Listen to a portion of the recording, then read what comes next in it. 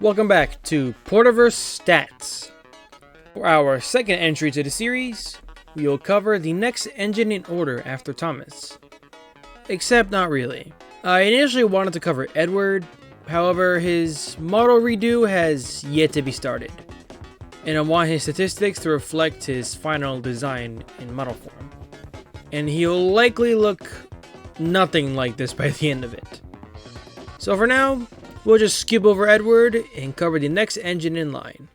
Henry the Green Engine. Henry has the most fucked up backstory out of all the engines across all timelines and AUs, etc. And Porterverse Henry is no different. The framework of his origin is the same, but the where is different. A scandal involving the theft of engine plans did in fact occur in 1919, but not on the LNER. It was instead involving the Sodor and Mainland Railway. You see, during this time, the railway was planning its 10th locomotive, and was hyping it up to be something pretty big. A rival builder had a thief steal plans for this engine, but of course, the thief messed up. The scandal ultimately led to the S&M's plans being cancelled, and the thief was never caught. However, the plans the thief actually handed in were for a scrap design that had awful proportions, to say the least. The original plans were lost forever, and the rival builder found this out too late into building the engine.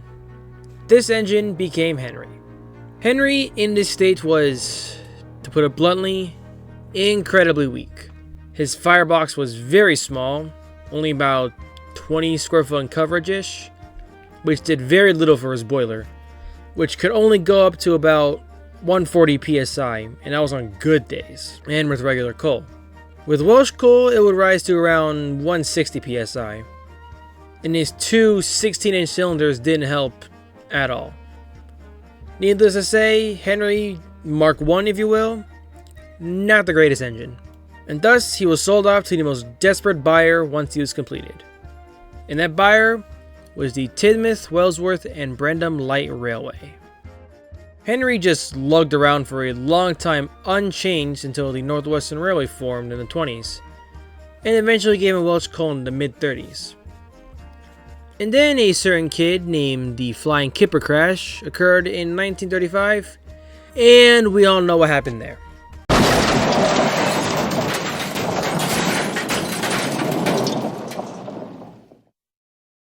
This crash nearly killed Henry.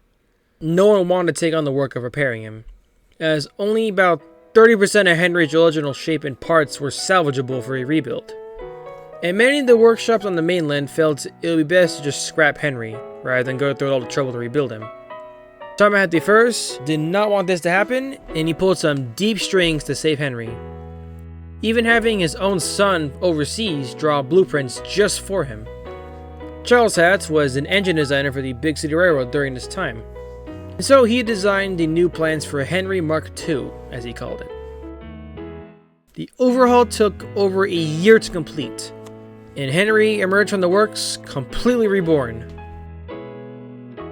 Henry Mark II, as it was called, was a much stronger engine. His firebox was more than tripled in size, and his boiler pressure jumped to an incredible 215 psi. His driving wheels were now 6 feet 8 inches, same as a few 10-wheelers common in the UK, and was now a 3-cylinder locomotive with 18-inch cylinder diameters. As you can imagine, Henry's performance improved exponentially, and he absolutely dominated the goods work on the Northwestern Railway. For about 20 years or so, Henry stayed like this mechanically. In the 1950s, Henry was pulled out of service by BR for a partial rebuild. Not due to any damage, but to standardize him. His boiler was replaced with that of a BR Standard 5, which brought his PSI up slightly to 220. His tender was also replaced with one from an LMS locomotive, and Henry has retained this Mark III condition ever since. In present day, Henry's strength is classified at 5F, and is one of the strongest engines on Sodor, and has no plans of stopping anytime soon.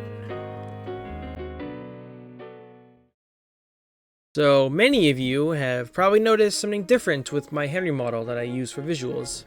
Well, that is because I have completely redone him from the ground up.